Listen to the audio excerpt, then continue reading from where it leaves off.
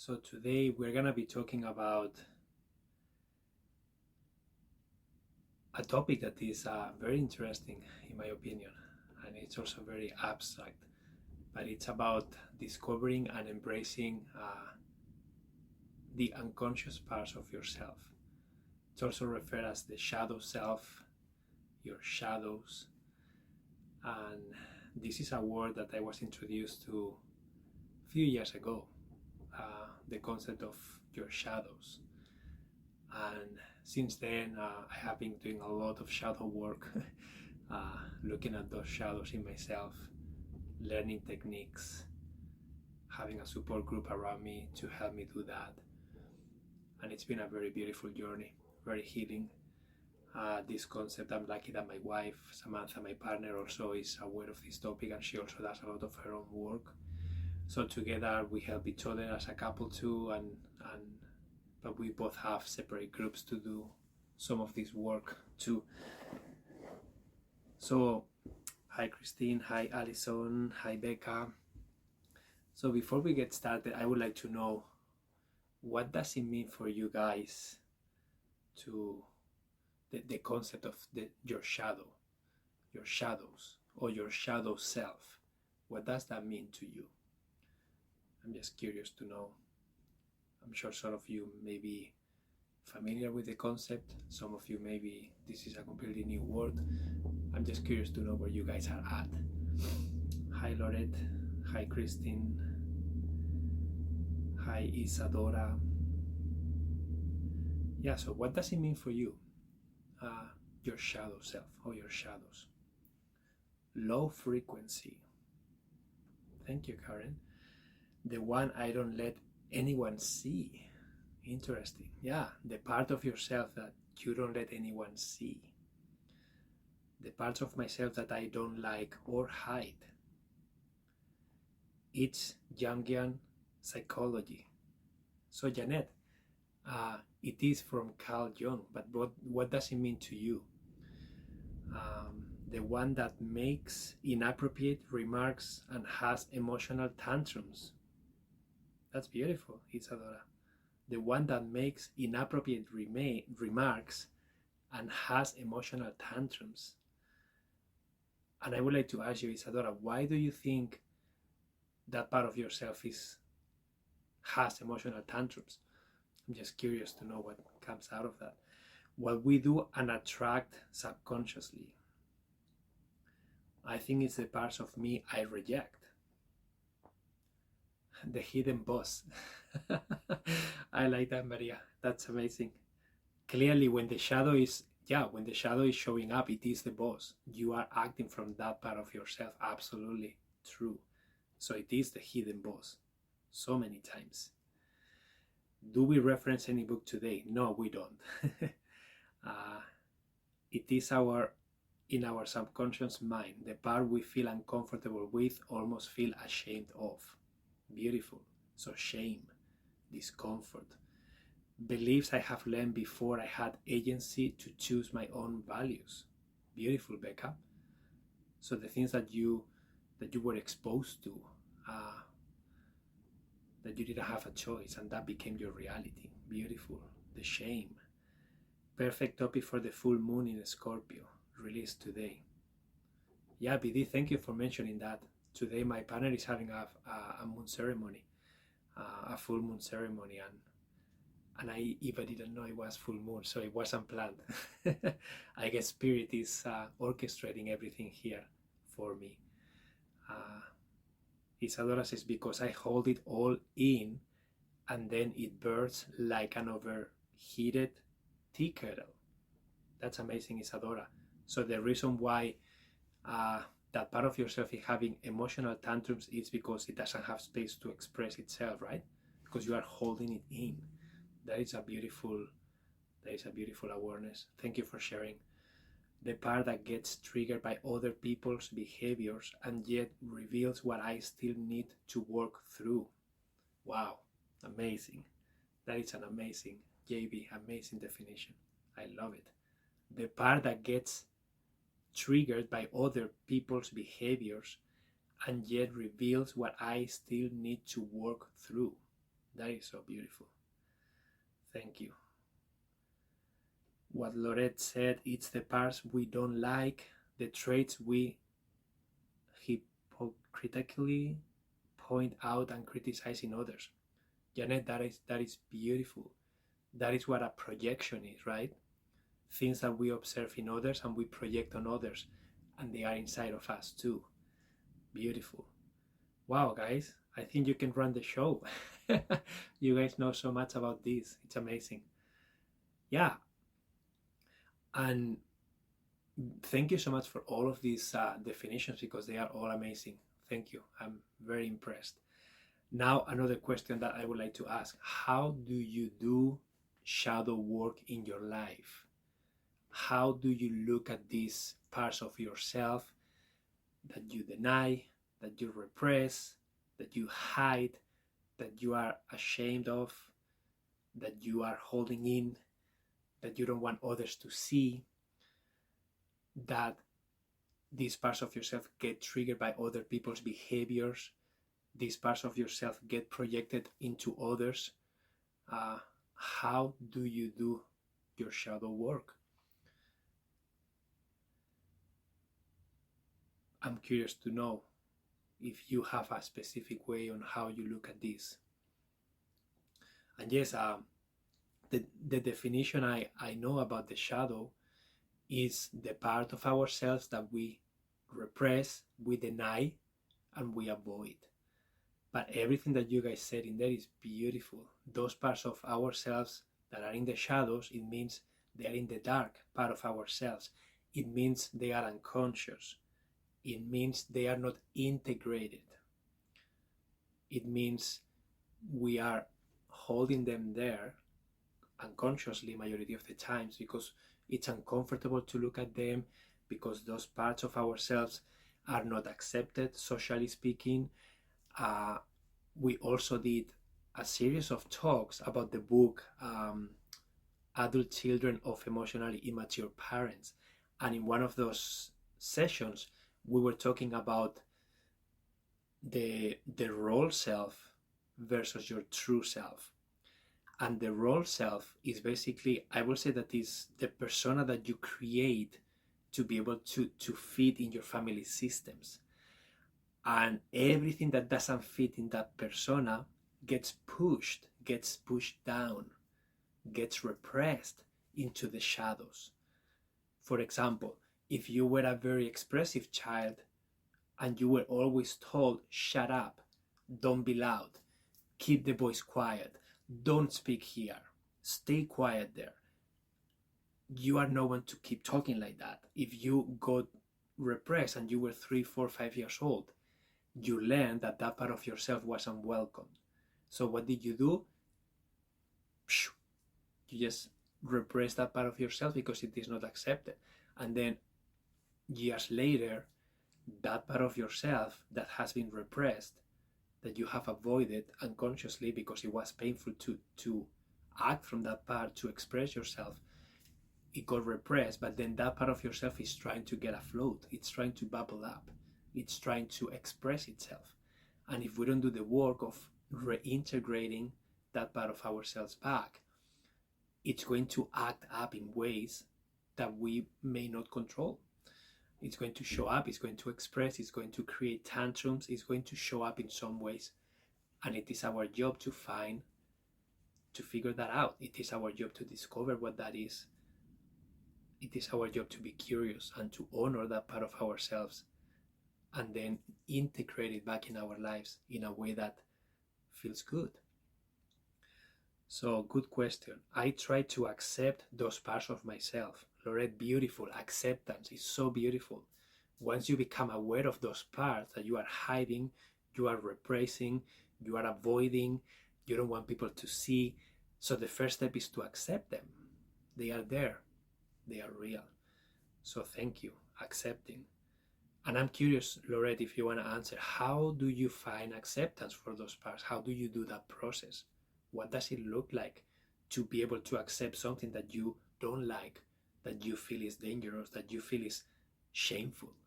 How do you find acceptance for that? Isadora says, all this shadow work talks on IT, focus on self-acceptance. But how do you accept such darkness in ourselves? It's a paradox. Yeah, Isadora, thank you. That was the question I had for Loretta, right? How does she do it? Hi, Elena. I try to catch myself when I am critical of others and question if I myself am guilty of that very thing. And if so, how I can address that behavior in myself. Beautiful, Janet. That is a beautiful practice. Observing what you are critical about and then really noticing how am I that. And sometimes I would like to add, sometimes maybe you are seeing something in that person, in that behavior that you want in your life and you repressed it, but you really want it, and then you criticize it because you didn't integrate it in yourself. And that is the work, right? It's a beautiful way of doing it. Anytime you feel triggered by someone's behavior, reflecting what is true about me, about that behavior, or what do I want more in my life that that behavior is it's telling me. And it's such a beautiful practice. So thank you for that. Um,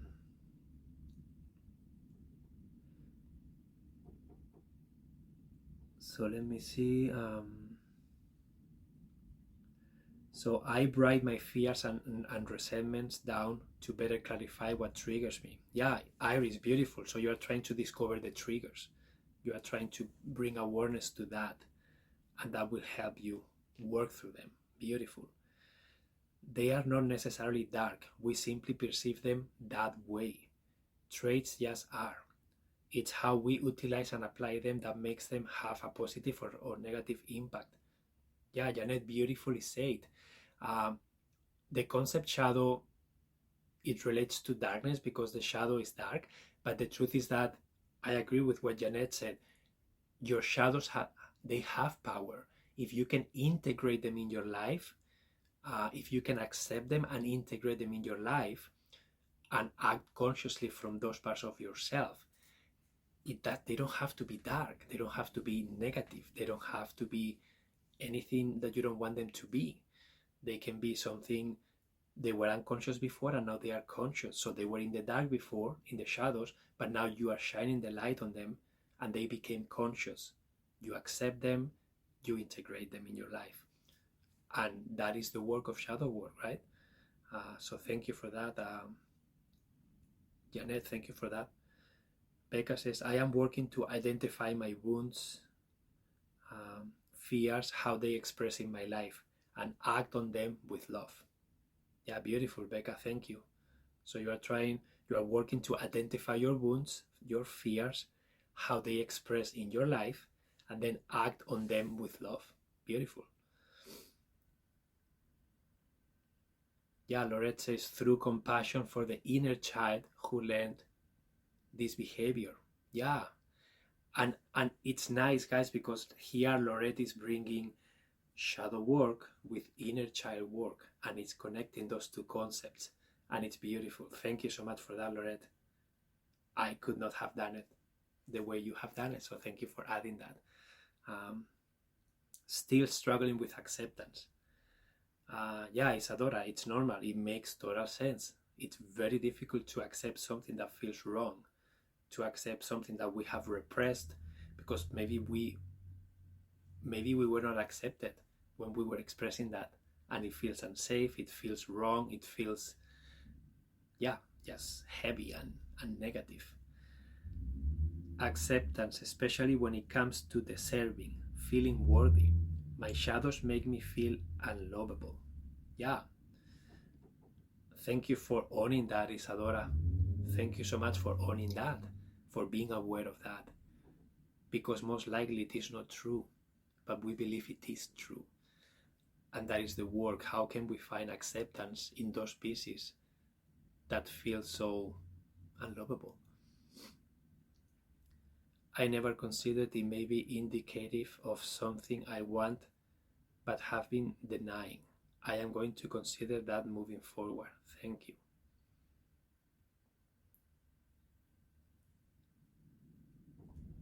Yeah, look in the mirror and practice acceptance. Acceptance.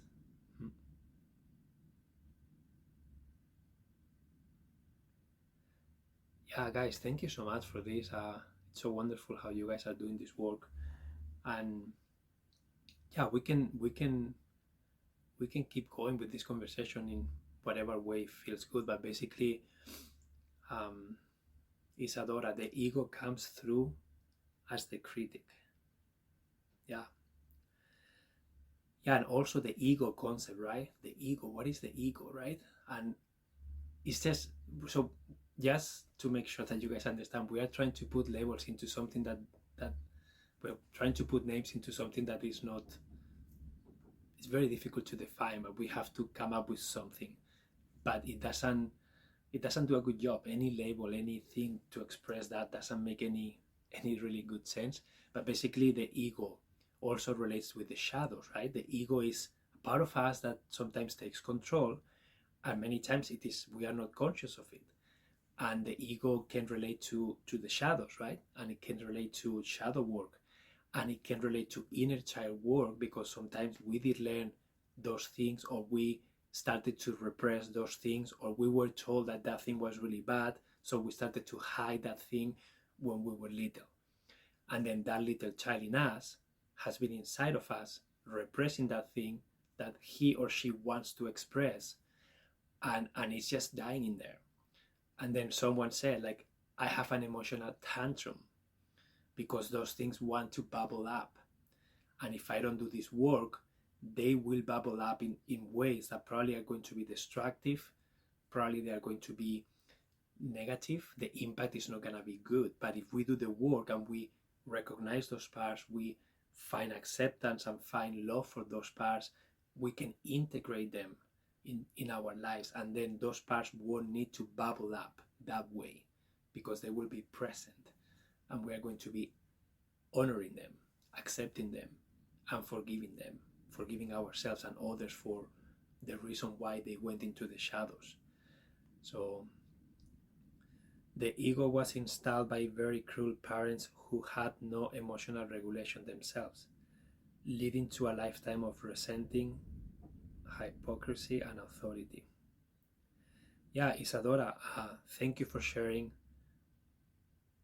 I personally feel that I want to believe that parents did the best they could with what they had. And it is true that many times there were cruel behaviors, but I still believe that deep down they were created by something inside of them, because probably they didn't know how to do it better. Probably they didn't have role models to show them. Probably they didn't know, they didn't have tools, they didn't have access to the internet, they didn't have insight timers, they didn't have meditation, they didn't have self-care, they probably didn't even know what that meant. So it makes sense that we feel that way, and it makes sense that we felt it was cruel. And finding acceptance, in my own experience, I have found acceptance and forgiveness for my parents through witnessing them as little child, through listening to the stories of their childhoods, through listening to how they were treated, through spending time with my grandparents and noticing how they believe in things, what they do, the reasons why they do what they do, and how their infancy was. And if we keep going back, we just keep doing the same thing unless we do this work. This is why doing this work is so important, because we are going to stop generational trauma. We're going to stop family systems that no longer make sense. And hopefully we can do it with love, with respect. Yeah, and hopefully we can even go back to them and show them what that looks like.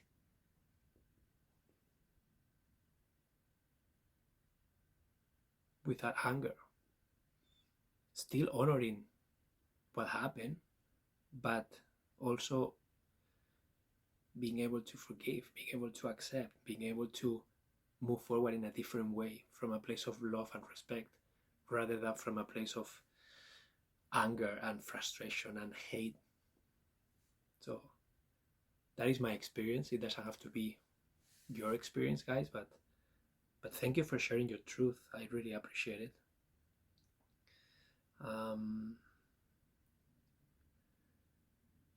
Yeah, Emilio, that was so well said. I love that. Thank you, Lorette. Marjorie says, I can relate to the deep sentiments and reactions you are expressing. Yeah, it's funny how much emotion is running through me right now, right? And this is not mine. Honestly, it's not. When we do this work, we recognize that so many things that we are working through, they are not ours. They are not my parents either. They're probably who knows from who. But generations after generations, they have been transferred. And now I feel so privileged because I'm sitting here in a comfortable home with food on the table, with money to spend and go to restaurants and travel, with an audience, with a computer, a laptop, with a phone, with light, with all these things, access to you guys through Inside Timer. And my parents didn't have that. My grandparents didn't have that. So that's why it feels like it is my responsibility and work to do the best I can with what I have and to really honor my ancestors for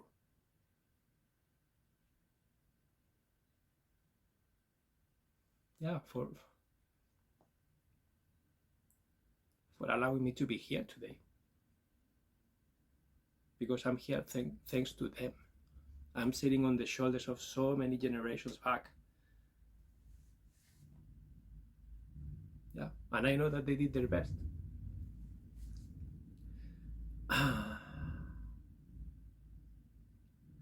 So let me see what else I can relate. I can relate to the deep sentiments. Thank you. I wonder if the middle age crisis. Yeah, that's a good one. Let me see if I can find it. I can relate. Oh, I wonder if the middle age crisis brings more of the shadow to light. Iris, I totally believe that. The middle life crisis is the point where I think the little one, the little child in us is saying enough. We are saying enough. And it's like a wake-up call to say there is a different way of doing this. There are different priorities. There are different ways of spending time and energy that can be more healing. And it is our way to wake up. And hopefully we all do. Who's chopping onions?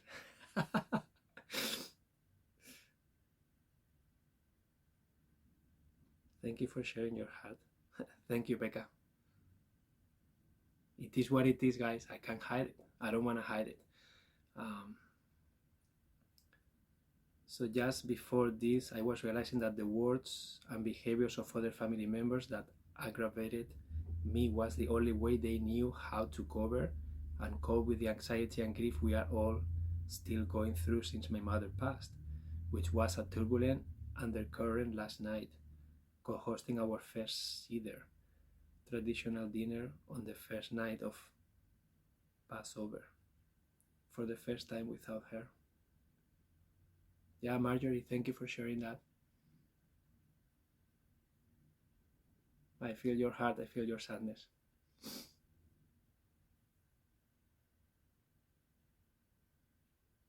And it's so beautiful that you are aware of that.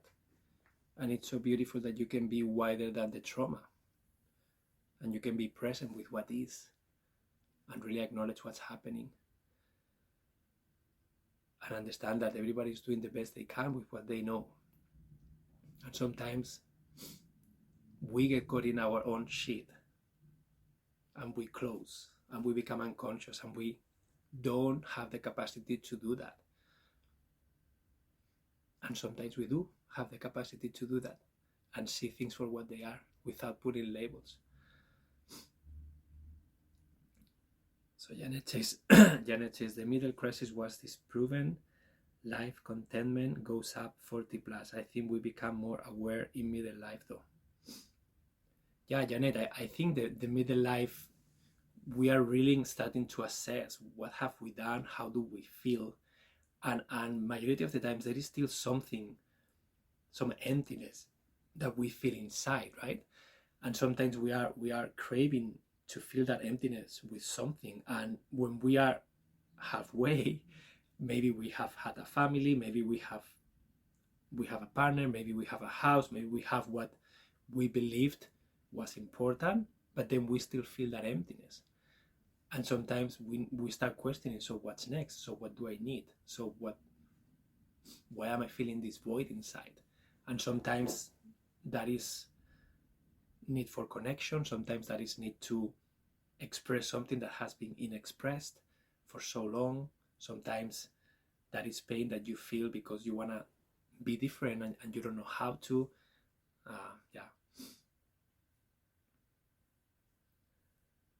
Just thinking that my predecessors probably felt the pain of separation, abandonment, rejection, and fear of loneliness just as I did. Yeah, absolutely.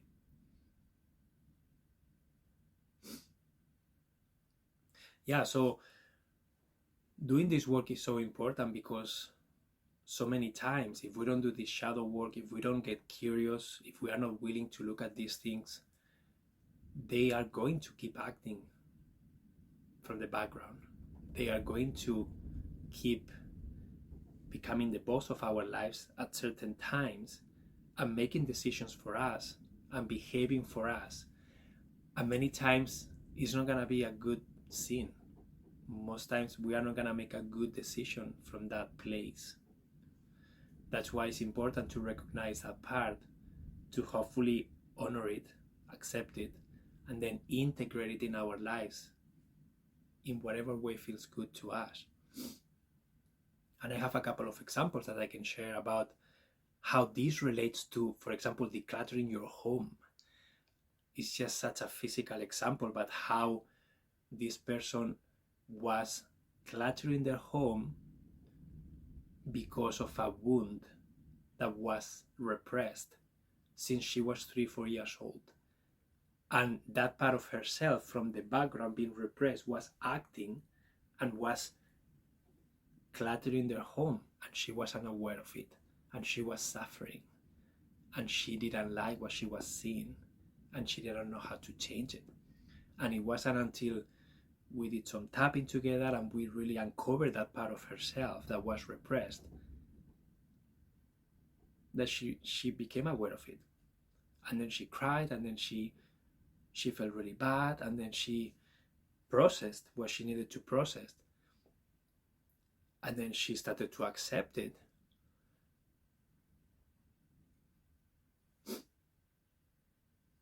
And then she was able to honor it and to integrate it.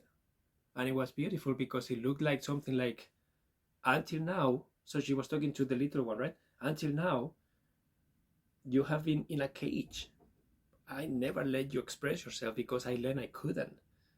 But guess what? From now on, you're going to be here with me. And you're going to be expressing what you need. And I'm going to create that space for you. And that was the resolution for her. That was what she needed. That was the integration of that part of herself that was trying to cover the wound of not being seen. I don't matter. I don't have space. I cannot be myself. Because she was always told, put your things here. Don't put that there. Be quiet. Your space is just this suitcase. And she was moving from home to home, and the only space she had was a little suitcase, and she wasn't allowed to use anything else in anywhere. And she was constantly moving. And she never had space to be herself. So when she got her own home, guess what happened? That part of herself started to spread things out everywhere because she wanted to express, she wanted to claim, she wanted to be worthy of having space. But she didn't know she was doing that. And that part of herself was expressing in a toxic way because it was unconscious.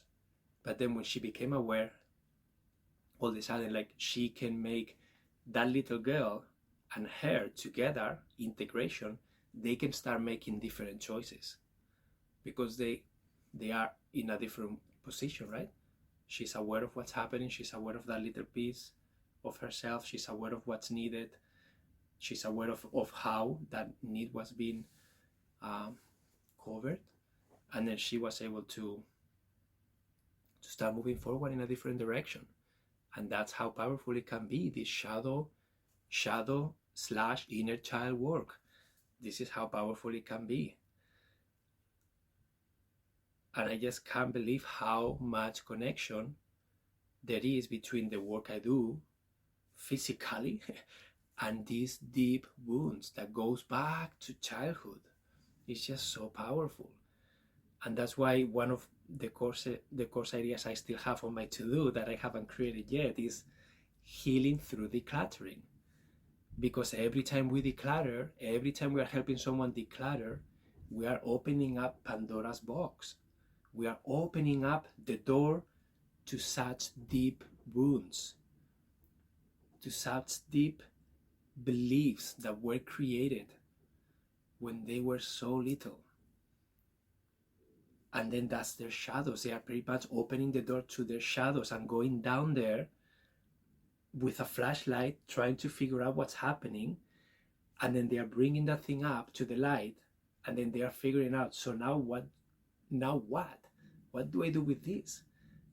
And then they can figure out a different way of start moving forward with that part of themselves with them. And that's why sometimes it takes time, right?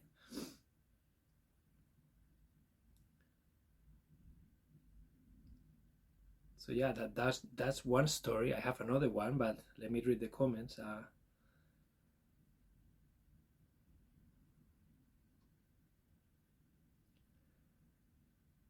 So OCD behavior addictions have also shadow behind. Yeah, absolutely. OCD behaviors, addictions, absolutely. There is always a shadow piece. There is always something that is not being expressed, something that is being denied, something that is being hidden. Like you are stuffing it back because it's uncomfortable, and that part of yourself needs to get expressed. And that's why sometimes we have addictions. We bite our nails, we drink too much, we use drugs, we abuse something, food, or maybe we watch porn, or maybe and that's why doing the work can also start there, recognizing your, okay, what are my addictions, and what is my relationship to that addiction, and what am I willing to do about it? Am I willing to learn? Am I willing to start cutting this up and see what comes up, and then understand why I'm doing this? So yeah, addictions is a very powerful entryway too. That story just made me come to my own realization. Something just opened up for me with that story. Thank you, BD. You are welcome. It is a real story, and happy to share it. I'm so happy for you, Janet, too, and BD, and Iga, and Beth. That story is impactful. So guys, what came up for you when I was sharing that story? If you are willing to share, like, what did you discover? What did you resonate with? Beth says, we lived above a family business and I had to be quiet and small. My possessions were sometimes given away without my permission. Yeah. Beth, I can imagine how traumatizing that must feel and how unsafe, right? My room always had to be perfectly neat and clean. Yeah. Angie, Emilio, could you give any insight you have on the OCD shadow, please? My mom had OCD and I have developed it and can't understand why it's so difficult to change it. Thank you. Angie, are you happy to share a specific instance, a specific OCD behavior that you want to look at? That will be helpful, because otherwise it's very difficult to look at OCD. It's like looking at something. It's too overwhelming for me. I don't really know how to look at it. if you are willing to share a specific OCD behavior that you want to look at. For example, some OCD behaviors that I had, like I bite my nails, right? I do bite my nails, and now like I have been not biting my nails for a while, and I'm really proud of myself because I am. But I have sometimes I do this for months and I don't bite them, and then sometimes I just bite them like crazy. And for me, that's an emotional self-regulation strategy, right? When I am feeling more stable, I don't bite them. When I am feeling unsafe, lonely, stressed, unconscious, I'm not on my game, I normally will bite them unconsciously. And sometimes I don't even recognize, oh wow, I was watching a movie and then, oh no, I bit my nails. So that's so what tapping script did you use with that woman for the breaththrough in decluttering, please? So Alison, the tapping sentence that you use, and you can find this online very easily. If you type tapping or emotional freedom technique, how to do it, you will have videos. But basically, you start tapping on this karate chop point, okay, and then you start saying the sentence, even though I blank, I choose to love and accept myself. That is the ideal sentence. So for this woman, I can't remember exactly how it flew because it was 2 or 3 years ago. But basically, if she was feeling maybe shame, it will be, even though I am feeling shame, I choose to love and accept myself. Sometimes people can't say, I choose to love and accept myself. So in that case, I will change the sentence to something that feels true to them in the moment. So maybe it can seem like, even though I am feeling shame because my home is very cluttered, I choose to be open to new ideas. I choose to try and find a way to declutter my home. I choose, and then you say something that feels true to you. Hopefully something that it evokes something in you, okay? And then once you find emotion in the sentence that you are saying, I normally start validating. I'm just validating what the person is telling me. And then if I sense that they say that sentence and nothing is not emotionally charged, I will keep asking questions. So, and how did that make you feel? And what happened? And then when I sense something that evokes tears, something that evokes closeness, something that I see some emotional reaction, I will then create a sentence. I will help them create a sentence with those words. And then when they say that sentence, I'm already almost crying and I'm doing this. And it's not my stuff, right? But when I can sense that I am feeling emotion or the person is emotionally charged, that's when I know that I'm touching something important. And then we will do that sentence, even though I feel, even though I have, even though blah, blah, blah, I choose to blah, blah, blah. Then you start the round of tapping, right? And then you do the points. And you keep validating. I feel shame. My house is a mess. I am doing this to my husband. I was unable to express myself when I was little. I needed space. I needed whatever. And then you keep validating until you feel complete. And then you keep validating everything that comes up. And then after you go back to the sentence and you repeat it, and then you sense, how is the emotional charge now? And then maybe something new comes up. So you do a round on that new affirmation that comes, right? Maybe from the shame, even though I feel shame, now it's like, even though I feel guilt because I have been cluttering the home for my husband for the last 10 years, I choose to accept that part of myself. I choose to accept that I did that. I choose to love and accept myself even though I did that. So you find whatever is true to you. It has to be true to you, okay? So that's how it works. And then we keep going until we uncover something, until it feels complete. A majority of the times, just that space for validation, that space for expression, what needs to come out, it's gonna come out. Guys, someone said it. I have emotional tantrums because that thing wants to bubble up. So what happens when you create space that is safe, space that is intentional, these things are gonna bubble up on their own. Like this morning, for example, I went to see my partner Samantha at her studio, and I was like feeling a lot of emotions, and then she got me through an exercise that it was, what's present for you? And then she told me, do this with your arms, take a deep breath, stop, what's present for you? And then I had to share what was present. Okay, and then keep going, and then what's present for you. And this is similar to when they do this rapid eye movement exercise, but it's with tapping, and it was so powerful. It allowed me to express things that were in there. So there are different ways and different techniques on how to create space for this. But yeah, it's just basically those things need to come up, and it's just a matter of how can you do that. Okay, so let me see, are your comments?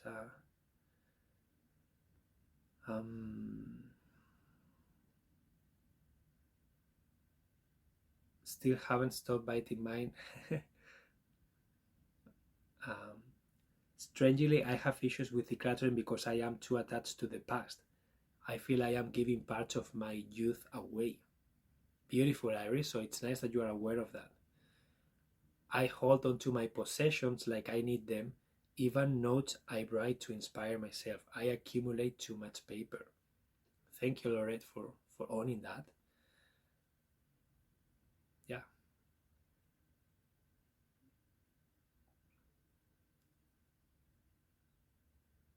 Yeah, so guys, you are becoming aware of these things, right?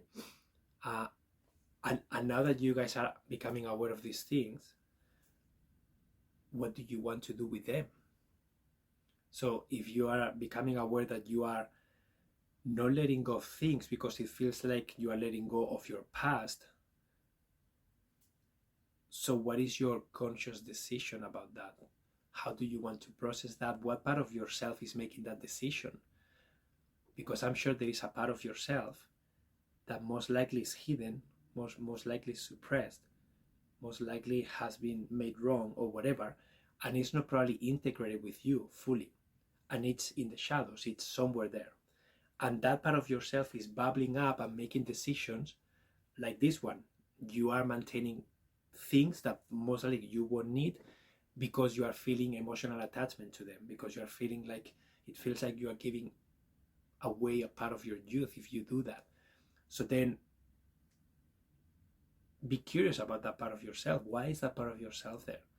What didn't you get when you were little, or what didn't you get? And then discover that part of yourself, and then bring it to the consciousness and integrate it. And then from this place of integration, then you question, like, what do I want to do? What is my new choice about this? What feels good moving forward? And that is when a breakthrough will happen, right? When you can integrate a part of yourself that was making decisions from the background, from the shadows, unconsciously, then you become aware of that, you accept it, you forgive yourself for that, you bring it to the consciousness, you integrate it with yourself, you honor it, and then together you decide to move forward in a different way, in a more aligned way. And what that is going to look different for each of you. And you are the only ones who knows, who will discover what that looks like, right?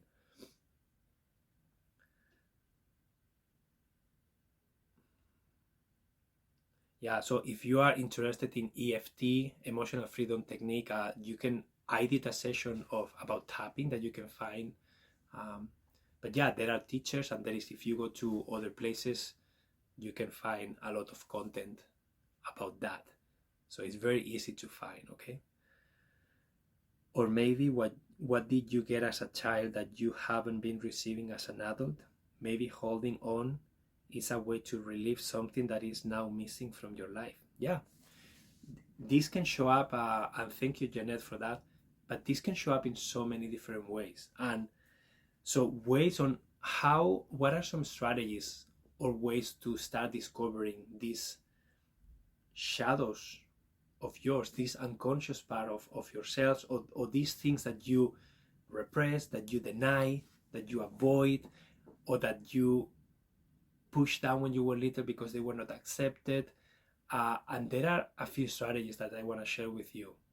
Okay, so one strategy is I can say a few questions and then you can finish. So you can finish the sentence. I can say a few sentences and then you can finish the sentence. But the most important piece is that you become aware of what you feel. Okay? Are you guys ready? You guys want to do a couple just to see how it goes? And you can use the chat to complete the sentence. And these are really interesting ways to discover resistance, to discover emotions, to discover something new about yourself, to discover that you are feeling triggered about this topic, etc. You guys want to give it a shot? Couple sentences?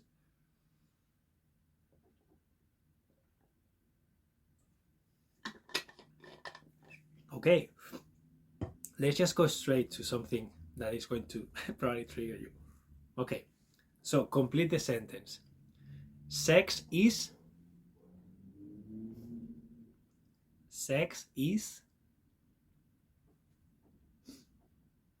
I want you to complete the sentence. Don't overthink, just type whatever comes to you. Sex is fun. Laughing out loud. What does that mean, Janet? Burden. Union. Intimacy.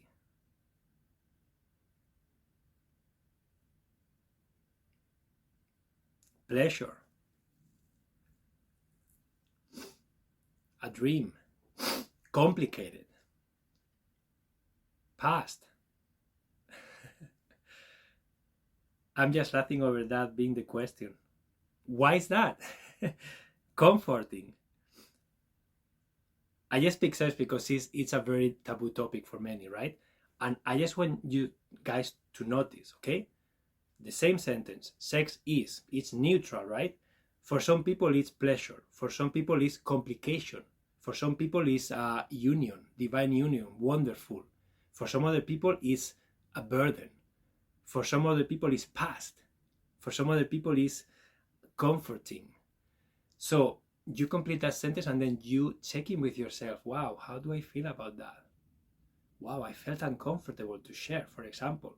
So that's something to explore. Why did you feel? Why is it uncomfortable? Maybe you were raised with strong religion and sex was seen as bad. Or maybe you were raised in a home that sex was the norm, it was always happening and it was supernatural. And for you, it's not a big deal to talk about it. So you can grab topics like that and you can say a sentence. Okay, you guys want to do another one? Even more intimate one?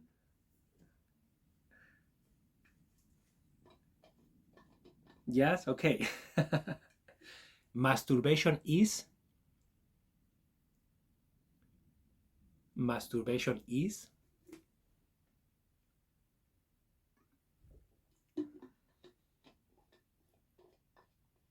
a saving grace. Awesome. Necessary.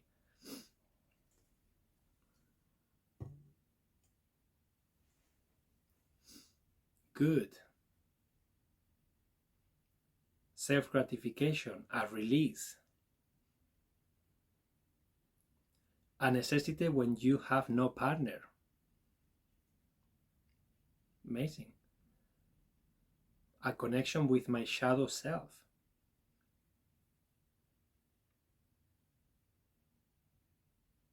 And I'm sure that many of you, most likely, you are not even sharing in the chat because this is making you feel uncomfortable. Because maybe you never had an opportunity to respond to this. Maybe no one ever asked you about this before. So no idea, uncomplicated. So exactly. So let's do another one that is not related to sex, okay? Let's do the thing that I didn't get when I was little was. The thing I didn't get when I was little was. And then you complete the sentence. Support. Being taken seriously. Praise. affection, love and support, self-assurance, understanding, physical touch. Amazing. So now that you are aware of this, then the next question will be, okay, so how are you giving this to yourself now? What is your relationship with this need that you didn't get when you were little? Is this something that you have found a way to give it to yourself now and it feels integrated? Or would you say that there is so much about this lack that it's still burdening you down and it's still showing up in toxic ways?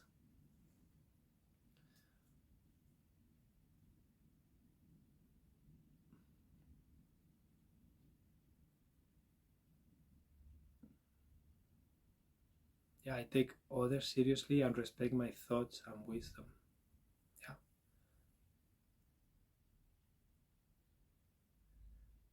Yeah, so this is another opportunity, right? But another one, right? The thing that triggers me the most is, and this is a present sentence. Okay, the thing that triggers me the most is, and then complete the sentence. Disrespect, hypocrisy, self-love, but I abandon, neglect myself sometimes, when others don't listen when I'm speaking to them, rejection, being ignored or dismissed, lies, being talked down to, boundaries crossed, give and ask for hugs from others, injustice, manipulation, dishonesty, no boundaries. Yeah, so just think all of these things that came up of the thing that triggered me the most is, and you guys came up with so many different things, and now again exploring these things. How is my relationship to dishonesty? What is my relationship with manipulation? If I can see manipulation in others and it's triggering me so much, where in my life do I manipulate others? Where in my life I manipulate myself? Or where in my life I would like to be able to manipulate, and that's why I'm feeling so triggered about this behavior. And this is an opportunity to discover things from yourself. And this is something that, guys, you can do this exercise. Just come up with questions like this and just complete them. And you can do this about specific topics. You can do this about specific behaviors. You can even go online and find shadow questions or something like that. I'm sure there is stuff online that you can find, but it's such a powerful exercise because it's giving you the opportunity to really recognize, wow, I feel a lot of tension about this question. Why is it that? Why do I feel tension about this question, right? Hacks was in response to the last follow-up about how we give ourselves the things we missed in childhood. Yeah. Thank you, Marjorie, for the acceleration. Yeah, fear and humor bubbling away. Yeah. So guys, we're almost at the end of the session. I would like to know, how are you guys doing? Is there anything else that you guys want to ask? Anything you want to share? This is just a little introduction to this amazing world of healing through discovering parts of yourself that maybe are unconscious, hidden, repressed, etc. This session has been such serendipitous timing for me, incredibly helpful. Thank you. Feel so heard here. Thank you, Loretta and Rebecca. Really appreciate everyone's shares here today. Thank you, JB. Yeah, amazing shares, guys. Such amazing and heartfelt shares. Perhaps you will be willing to repeat this session with other questions. Maria, yeah, we can do that. Actually, can we do this topic again another time, please? Yeah, and what would you guys enjoy to cover in that topic? Is there a specific area or a specific thing that you guys would like to dive into? Um,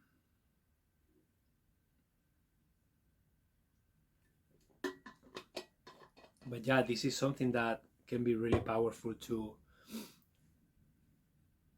find entry points in your life where you can keep doing your work, keep growing, keep becoming aware, and keep discovering things that you need to work through, things that you need to polish, and this is going to really have a humongous impact in the relationship with yourself, the relationship with others, in your productivity, in your emotional and mental health. Absolutely, 100%.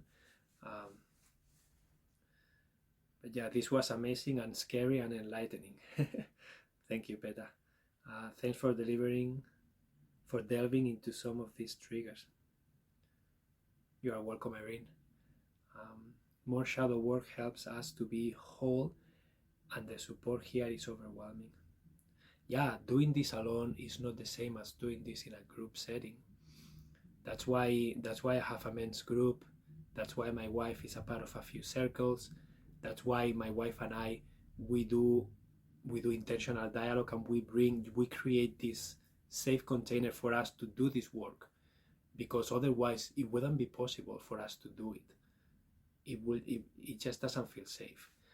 And also, sometimes things can be done with your couple, with your partner, but sometimes there are things that you have to take somewhere else, because your partner is not the one to do all the work for you either. It can be very overwhelming for, like, if I had to hold everything about Samantha and what she needs, and or she has to hold me all the time, it will be overwhelming for both of us, right? That's why having external avenues to bring this work into is really powerful. This can be a group, this can be therapists, this can be a counselor, this can be a coach, this can be a group like this where you are working through things. This can be reading a good book and doing the exercises from the book. This can be watching a video that is talking about a specific topic. This can be doing a meditation that is guided and it's taking you somewhere that probably you wouldn't be able to go there alone. So there are many different ways of doing this. But yeah, maybe ask for an exercise on us to make a list of shadow items and we can discuss how to overcome them. Yeah, so Iris, I invite you to do that, and to all of you, if you want to create a list on things that you notice, things that you are becoming aware of, and you want to bring them into a safe space, next week on Tuesday, I schedule a sacred time with Emilio. It's gonna be a live session like this today. I didn't have a specific topic in mind, so I just want to hold space, sacred space, and I invite you all to come to that and bring whatever you have. We can go anywhere you guys want to. Like, whoever is present, we will decide together what we want to do that sacred time. We can do some shadow work, we can do some gratefulness, we can do a little meditation, we can do a Q&A, we can do whatever we want in that space, and we can decide that in the moment of on Tuesday. But yeah, my invitation is for you guys to do that work, to do those questions, to do an inventory of your triggers, do an inventory of the things that you didn't get when you were little, do an inventory of strong emotions that may be present for you right now and how they are showing up in your life, and we can hold each other and we can witness each other. And yeah, and if you want advice, if you want, you can ask for it and you can say, what do you guys think? And then we can open up the floor for that if that's what you want, but you don't have to want that either. Thank you for helping us and sharing your deep felt experiences, Emilio. This help is greatly needed and appreciated. Thank you, Angie. I'm happy that you saw it that way. Yeah, this and Katrina Boss are my two favorite sessions that felt connected with this kind of Personal development, effort, and learning. Yeah, BD. I'm actually taking one of Katrina Boss's courses about Tantra. It's a 9-month course, and I'm loving it. I'm so happy that I signed up for it. So yeah, she's a wonderful teacher. Emilio, do you have any shadow work books that you would recommend? So JB, I don't have a specific book in mind, but all the work that we do here, all the books that I cover here, like the adult children of emotionally immature parents, and all the sessions I did on that book, for example, they are all about shadow work. They are all about uncovering your true self and discovering the role self that you created when you were little, and how to bring back your true self, how to discover who that is and where those traits about yourself are. So that's a beautiful book. But yeah, it's there are so many ways, so many books, that any book related to healing, any book related to looking at your life experiences, any book to look at trauma, they all connect. Like trauma work, shadow work, inner child work, somatic work, healing work in any modalities, EFT, emotional tapping, any of these things is everything is connected. So discovering your shadow work can be done in so many different ways. But I'll see if I can find something concrete for next Tuesday and bring it to the space. Okay. Amazing, guys. Thank you for another great and compassionate session. You are most welcome, Iris. Enjoy the rest of your day, guys. I hope to see you. I won't have a live session on Thursday because we're giving a talk, to a wellness talk about executive functioning skills, my partner and I. So I won't be doing a live call here, but I hope to see you guys on Tuesday next week. Okay. Until then, have an amazing rest of the week and keep exploring your shadows. Okay. Adios.